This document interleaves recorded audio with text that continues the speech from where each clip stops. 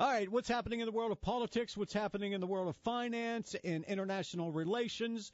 Boy, we see this stuff coming in the news every day. It's always in the headlines over the weekends. It was the Kentucky Derby and Cinco de Mayo, but overriding all that should have been Israel's attacks on Syria. What's going on there, and is it keeping us out of the fray for the time being to let Israel go in and take on the Syrians? The chemical weapons and everything we're hearing about, should we have foreseen this? Well, Gerald Celente is the publisher of TrendsJournal, and he's joining us now, and I've got an inkling that he saw this coming. Good morning, Gerald. Good morning, Mike. How are you? I'm doing well. Thanks for coming back on with us.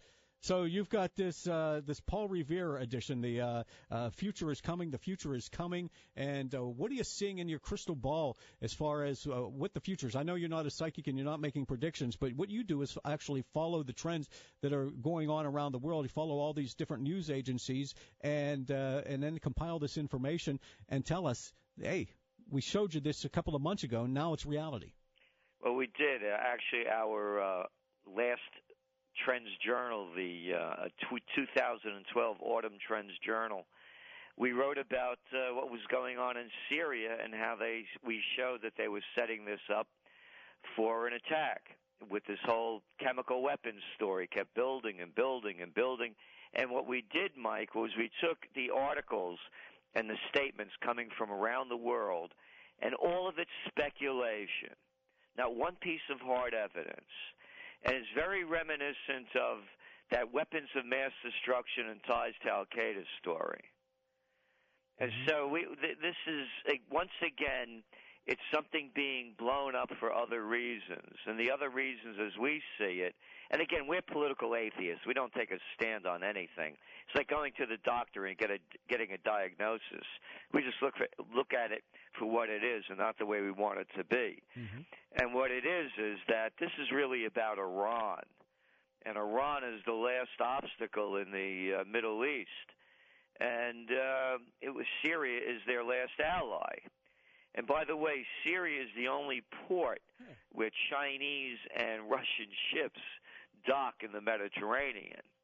So there's a lot going on here beneath the surface that they're not talking about. Gerald, let me get this straight then. The reason that there's so much turmoil with the Syrians, and we're starting to pay attention there, talk of chemical weapons, the Israelis striking Syria, is because we want to disable Iran. Well, Iran is the last step in this. You see, Syria is Iran's last ally in the area. Once Syria goes, Iran is completely isolated in the area. And as you well know, Israel has been talking about the red line in Iran for a long time. Yeah. And so it's a play in the Middle East, more of what's been going on in the sense of, once again, those weapons of mass destruction, ties to Al-Qaeda, and really the bottom line of this is it's control. But control where? Because it looks like, as I've watched this stuff unfold the last couple of days, it looks like the United States, we wanted to do something about Syria, but we don't want to get our hands dirty or let the rest of the Middle East know that we're involved. So Israel, being our closest ally, and this is one of the reasons they are our closest ally, is because they're willing to take this shot. Yeah, well, I agree. There's no question about it. But again, the bigger picture is what we've been writing about for several months now. It's about really taking more control over the Middle East, and the real bargaining chip in this is Iran. But I agree with you 100%. All right. So then we got Afghanistan, we got Iraq, we're working on Syria. If Iran is next, what is the goal here for the United States tying up all these countries? Well, you know what's really astounding when you I picked up a. This is for a White House press release, 2006, George W. Bush. For 60 years, and we are now in the early hours of a struggle between tyranny and freedom. Amid the violence, some question whether the people of the Middle East want their freedom and whether the forces of moderation can prevail. For 60 years, these doubts guided our policies in the Middle East. And then, on a bright September morning, it became clear that the calm we saw in the Middle East was only a mirage. Years of pursuing stability to promote peace had left us with neither, so we changed our policies and committed America's influence in the world to advancing freedom and democracy as the great alternatives to repression and radicalism. And it's not about their freedom, is it? It's about oil. It's about oil. You think we would have been in Iraq if their major export was broccoli, or Libya, who was sitting on the most valuable sweet crude in the world? And, here's what really gets me. I have to tell you, whatever happened to the principles upon which this country was founded upon? What happened with what our founding fathers used to talk about with not becoming involved in foreign entanglements? When did this change?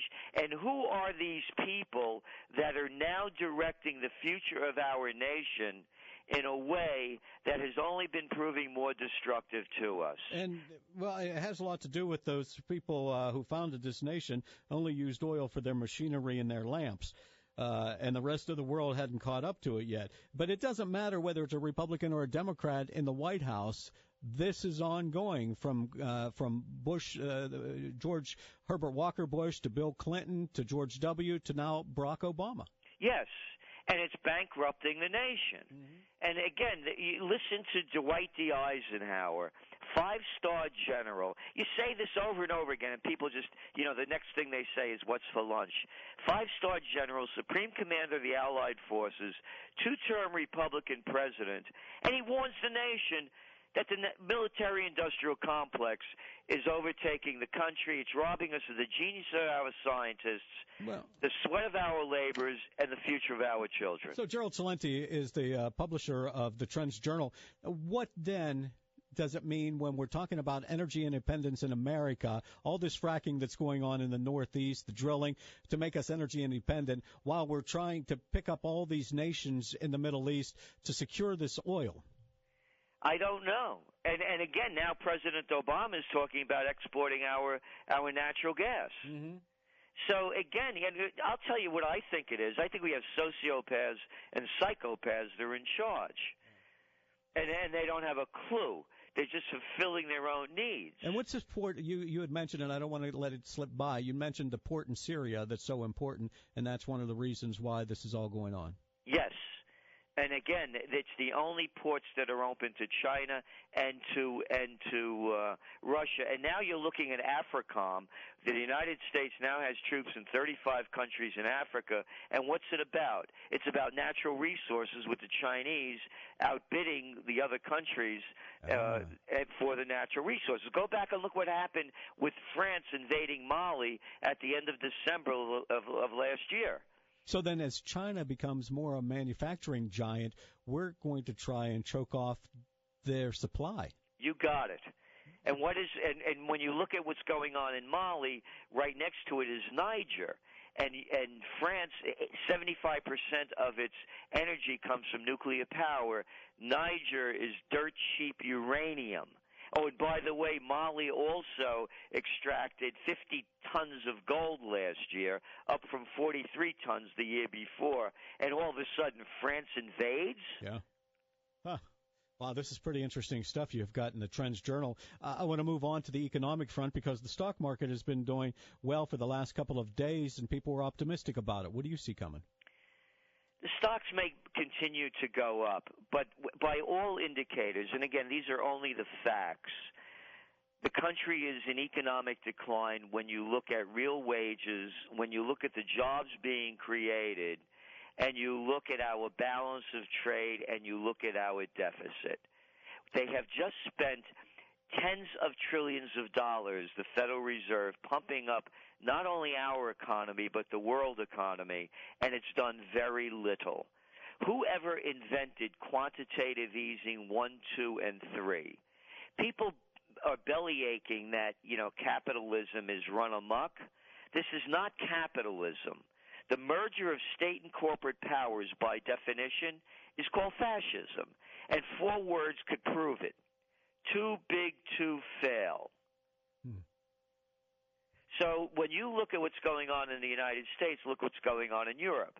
Same thing. They're buying up bonds in the United States. $85 billion worth of bonds and mortgage-backed securities the Federal Reserve is buying each month. They're rigging the bond market in front of our eyes. And if anybody doesn't think things are rigged, look at the LIBOR scandal. You know, the one they set the interest rates at, over $500 trillion worth of interest rates rigged. That's a fact. And then you look at what's going on with the Europeans buying up their bonds. So the whole game is rigged, and the only people that are making the dough are the people on the top. The jobs that were created in this last wonderful number that's buoying the stock market, where did they come from? 74% of them came from being waiters and waitresses, ambulatory services, and temporary help. No future for middle-class Americans, then. No, because they sold us out. We don't even make our shirts and shoes anymore. You mentioned Clinton before. Mr. Slick Willie, boy. You remember NAFTA, that great debate with Al Gore and Ross Perot, and Ross Perot warned of that great sucking sound? And they sucked the jobs out of this country. And what people forget, Mike, is that China could have never pulled this off. Indonesia, Bangladesh, you name the countries. If they didn't sell our brain power with it, they sold all of our technological and manufacturing skills for pennies on the dollar. This is from the Trends Journal. Our guest, Gerald Celente, is the publisher. Let me move on because we've got a couple minutes left here on the home front. As far as the bombing at the Boston Marathon, September 11th, Boston Marathon bombing.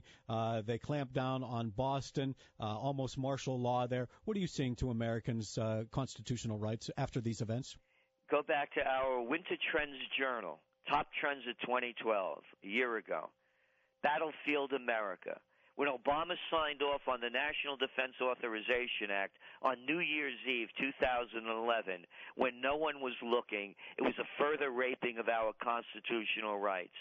We lost in that bill, we lost our Fifth, and Sixth Amendment rights, and you saw it in Boston, with police going door to door, military out on the streets, closed off 100 square miles around Boston, stopped the trains. They're hardly running anyway from New York to Boston. And they're having people come out with their hands up. This is America. They also repealed in that act the Posse Comitatus Act of 1878, which prevented the military from taking over police duties. The world economies are starting to unravel, and martial law was imposed in Boston. Shelter in place. Don't leave your homes. It was a state of siege and a raping of the Constitution that would have had the Founding Fathers on that same day, the Battle of Lexington and Concord, ironically, turning in their grave. All right. Gerald Celente, the publisher of the Trends Journal. Where can they get information? TrendsJournal.com? TrendsJournal.com. Gerald, always an eye-opener. Thank you for being with us. Thank you, Mike. All right. It's 7